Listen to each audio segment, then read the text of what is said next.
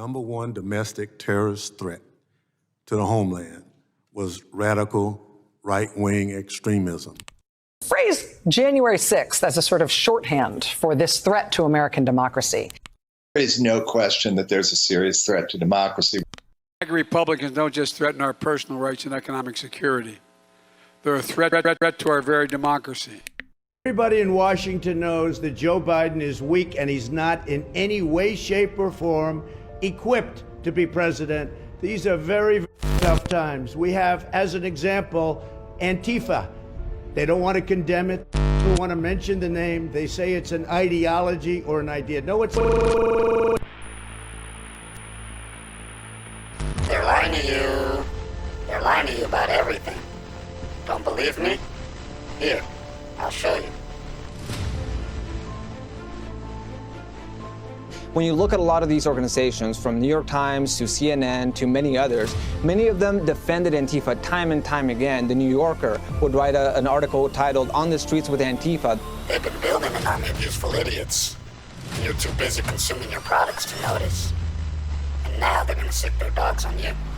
The complainant alleged that the mom was a threat because she belonged to a right-wing group known as Moms for Liberty.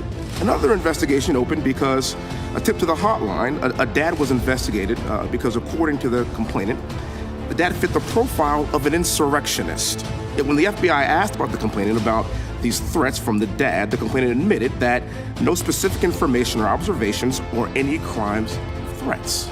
Recently, the DOJ announced that they were going to continue to prosecute people from January 6th to the tune of around 1,000 more people to be charged in not so distant future.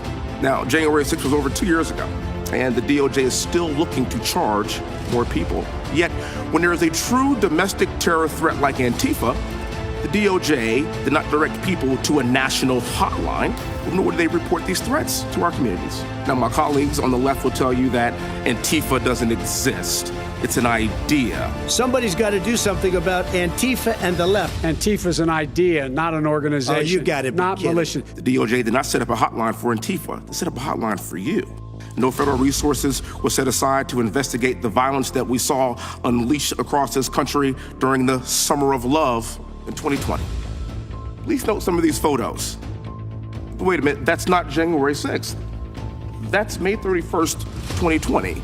That's right in front of the White House. That's where the president lives, and at the time, President Trump was ushered into a bunker. The president was taken to an underground bunker at the White House. Across Lafayette Park, the area of the nation's capital that had just moments before that been cleared with tear gas and rubber pellets where peaceful protesters had been. Just one night earlier, flames ripped through the lower level of St. John's Church. And as you can see, there's definitely a fire here. The historic church set on fire by protesters is lucky to still be standing. That is where the White House is located, and these officers are making sure that people do not go into Lafayette Park and get closer to the White House. But wait, there's more.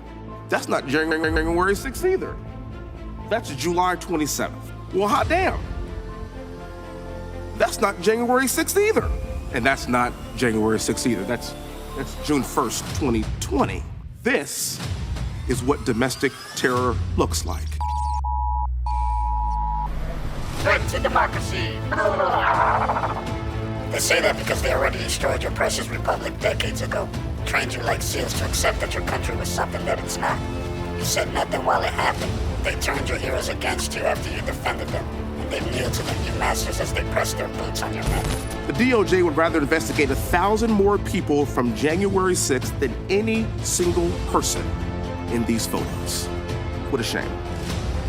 And that is why this is no longer the Department of Justice.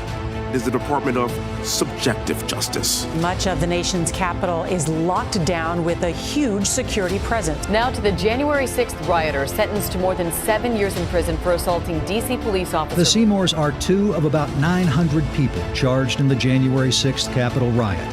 Many of them have been convicted of misdemeanors for crimes most people would consider trespassing. January 6th rioter and QAnon conspiracy theorist Doug Jensen was sentenced to 5 years in prison today.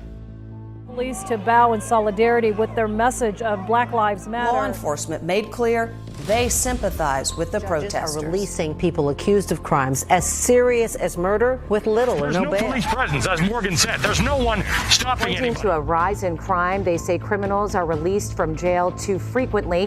KTLA's Sam Liccardo is lashing out after 2 homicide suspects were arrested, put in jail, and then let out of jail without bail.